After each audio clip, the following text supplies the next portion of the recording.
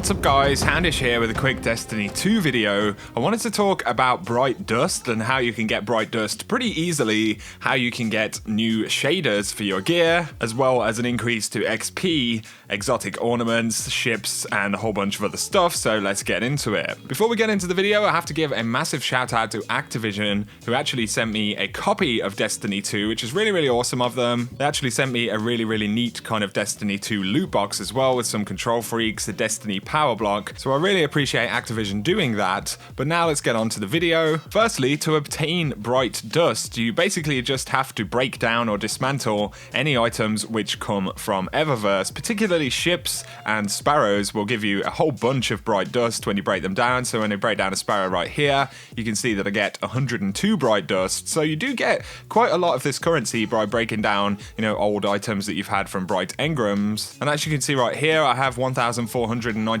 Bright Dust, and this is, pretty much all of it from actually leveling up and getting Bright Engrams. I did buy a couple of the Bright Engrams from Eververse, and from the stuff I didn't keep from those packages, it probably gave me 300 or 400 Bright Dust. But right here, you can see that there is a section called Bright Dust Purchases at Eververse, and you can buy ships, sparrows, there's a couple of exotic ornaments, some ghosts, even armor for your Guardian, and shaders right there. And as you can see, the legendary shaders that she has are 40 Bright Dust each. So this becomes a relatively easy source for legendary shaders right here. Of course, you do just get one shader and you'll need 40 Bright Dust, but once you've picked up, a bunch of Bright Engrams, you can collect Bright Dust pretty easily. And the thing about this as well is if you want to kind of have a full set with the same shader, if that's kind of an issue that you're having, then you can wait for a week where she has shaders that you want and make sure that you pick up enough during that week. Now, it looks like this stock right here is going to rotate probably on the weekly reset, so she will have at least 3 shaders per week that you can pick up. So I just wanted to point that out to you guys and let you know that it's relatively simple to actually do this. Of course, if the ships or the exotic ornaments that she has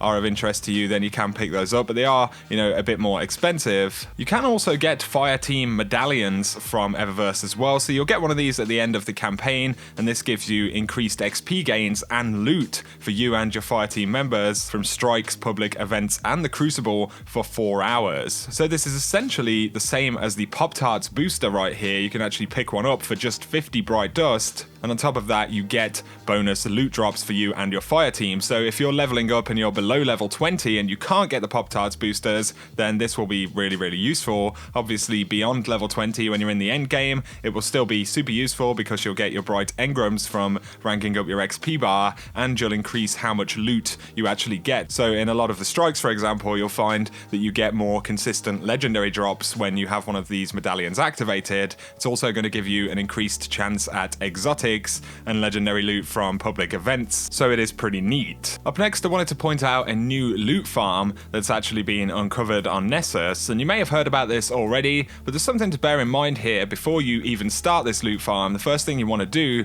is go to Cade 6 in the tower and pick up the scout report for Nessus, which will help highlight nearby loot caches for you and your Fire Team. And this loot farm is going to be particularly useful for picking up legendary gear, so if you're under level 265, it's going to be really useful. And as well, you'll get a ton of medallions and planetary materials that you can use to unlock more gear at the failsafe NPC on Nessus. But you load into the Exodus Black area right here and then head to the right hand side. Just follow the route you can see on screen. You'll go down into this kind of cave system right here, and you can see that as soon as I come into this cave, there is a loot chest right there available. Once you've picked this chest up, you can just carry on to the portal in the back of the room and actually head through there, and then you're going to want to turn right. You can summon your sparrow right here, so if you kind of pull your sparrow out and then follow the route on screen, you can head into the back area of another kind of room here, and you'll find that there is a teleporter. If you go through this teleporter, you'll spawn in a different location, and then you go to the right hand side again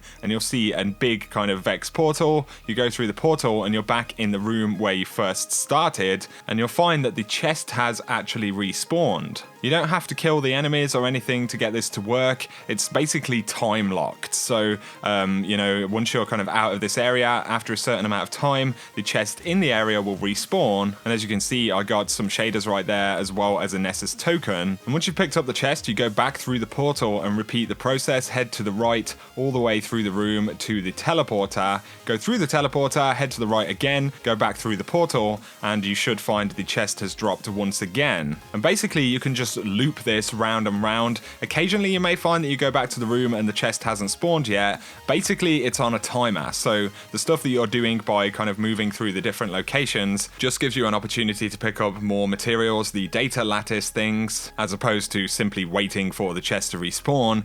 And then, you know, you head back through, chest is there once again. You can get legendary engrams from this, as well as the tokens and shaders and a bunch of other kind of random bits. So if you're wanting to farm a bunch of tokens, a little bit of XP right there, but especially legendary engrams going up to 265, then this is going to be a really effective kind of way for you to level up. Of course, you can just play the game. This is by no means necessary to farm in this fashion, but if for some reason you want to do that, then it is pretty beneficial. So I wanted to break that stuff down for you guys. A first look at Bright Dust, how to get shaders and XP boosters, as well as a quick loot farm right there, and all of this stuff will unlock you more and more gear, so it's pretty awesome. So I hope the video has been useful, guys. If it has, a like and comment below is appreciated. If you're new to the channel, be sure to hit subscribe to see a lot more Destiny 2 content, but for now, have an awesome day.